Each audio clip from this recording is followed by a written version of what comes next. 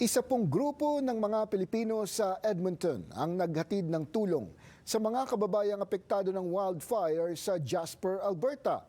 Narito ang report. Mahigit 150 mga Pilipino sa Jasper, Alberta ang tinipon ng Yakap Alberta Foundation sa isang simbahan para kahit papaano ay mapagaan ang kanilang mga kalooban matapos maapektuhan ng nangyaring wildfire sa Jasper, Alberta. Nagdala ang Yakap Alberta Foundation sa pangunguna ni Benji Lindo ng mga pagkaing kailangan-kailangan ng mga kababayan. Currently, they're staying sa hotel, so hindi sila pwedeng magluto. And nami-miss nila yung lutong bahay, 'di ba? So sabi namin, why not let's feed them, magkaroon ng salo-salo at the same time para maramdaman naman nila na we're here to support them and nakikiisa kami sa kanila.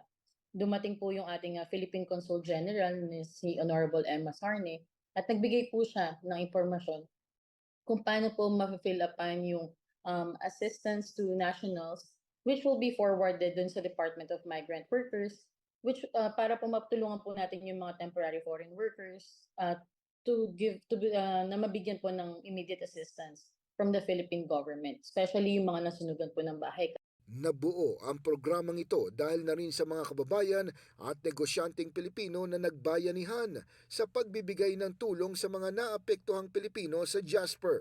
Bukod sa mga nawalan ng bahay, marami rin ang nawalan ng trabaho sa mga negosyong tinupok din ng apoy. Most of them is mga foreign workers na nagtatrabaho sa hotels. And yung hotel po na yun is natamaan po talaga, affected po talaga. So they're very sad, especially coming here as a foreign worker. Napakalaking nakakagulat para sa kanila, di ba? Sabi ko, ano po yung na-save ninyo nung kasagsagan ng sunog? Sabi ko, nakuha nyo ba yung passport? Kasi yun ang pinaka-importante dahil nga is most of them is TFW. Sabi nila, inuna daw talaga nila yung passport. Bahala na daw yung iba. So, yung lungkot sa mata nila kasi sabi nila, ate kasi mayroon kaming mga utang sa Pilipinas, wala kaming walang trabaho, it's stop. Kahit daw mayroong kunting tulong from the government at sa itong mga organization, still not enough.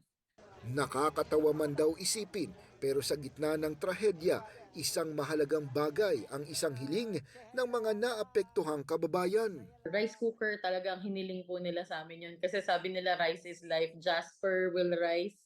Kaya naman sinigurado namin na may rice cooker.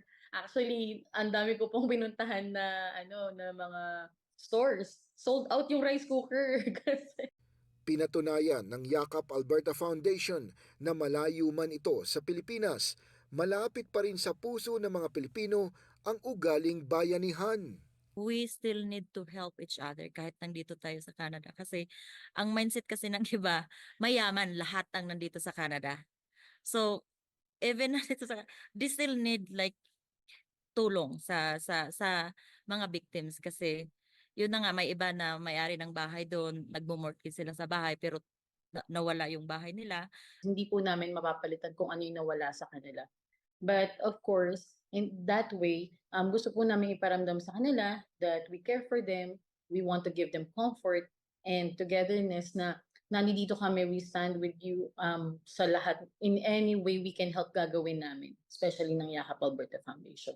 Nagpapasalamat kami sa napakadaming tao, napakadaming business owners at organisasyon po na talaga namang nung nanawagan kami para sa distribution of goods sa mga wildfire evacuees, hindi po sila nagdalawang isip. Sobra umaapaw yung tulong na ibinigay po nila sa amin. Patuloy pa nilang dumarating ang mga tulong para sa mga kababayan sa Jasper kaya pinaplano ng muli ng Yakap Alberta ang pagbabalik nito sa mga apektadong Pilipino.